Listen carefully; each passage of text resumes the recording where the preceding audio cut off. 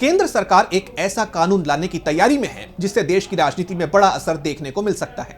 इसके तहत 30 से ज्यादा दिन तक हिरासत में रहने वाले प्रधानमंत्री, केंद्रीय मंत्री, मुख्यमंत्री और राज्य मंत्री अपने आप अपना पद खो देंगे।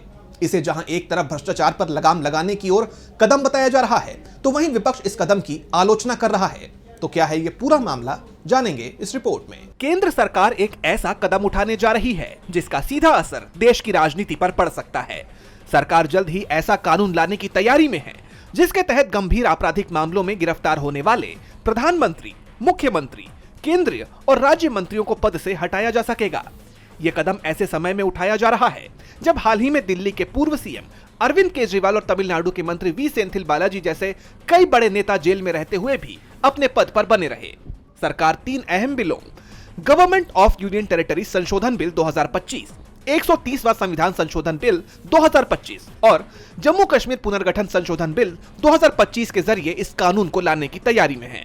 इन प्रस्तावित कानूनों के मुताबिक अगर किसी प्रधानमंत्री, मुख्यमंत्री या मंत्री को ऐसे अपराध में गिरफ्तार किया जाता है जिसमें कम से कम 5 साल की सजा का प्रावधान हो और वो लगातार 30 दिन तक हिरासत में रहते हैं, तो 31वें दिन उन्हें अपने आप ही पद से हटा हुआ मान लिया जाएगा।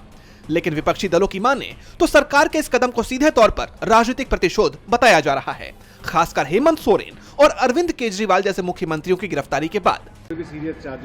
देखिए, ये लोकतंत्र को लगातार कमजोर करने की बातें हो रही है।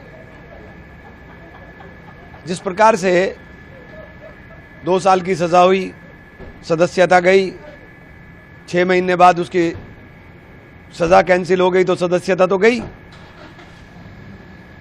क्या मायने इस बात के?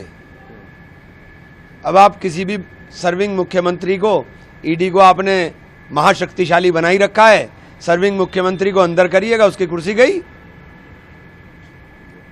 तो ये जो काम हो रहा है ये पूरे फेडरल स्ट्रक्चर को तबाह कर देगा और धीरे धीरे हम लोकतंत्र को खत्म कर करके तानाशाही की तरफ कदम बढ़ा रहे हैं। इसीलिए ये इस प्रकार के काम हो रहे हैं और हम जो बार बार कहते हैं कि लोकतंत्र खतरे में है, हकीकत में लोकतंत्र खतरे में। अब भले ही सरकार ये दलील दे कि यह कदम राजनीति में भ्रष्टाचार को खत्म करने के लिए उठाया जा रहा है, लेकिन सवाल यह है कि क्या ये वाकई सिर्फ भ्रष्टाचार को खत्म करने की कवायद है या फिर यह आने वाले वक्त में मुख्यमंत्रियों जैसे ममता बनर्जी या नीतीश कुमार पर दबाव बनाने की रणनीति का हिस्सा है? क्योंकि विपक्ष लगातार जांच एजेंसियों पर सरकार के इशारों पर काम करने का आरोप लगाता रहा है। आने वाले महीनों में कई राज्यों में चुनाव होने हैं। क्या ये उससे पहले की बीजेपी की रणनीति का हिस्सा है या कुछ और? ये तो देखना होगा। डीबी लाइव की रिपोर्ट।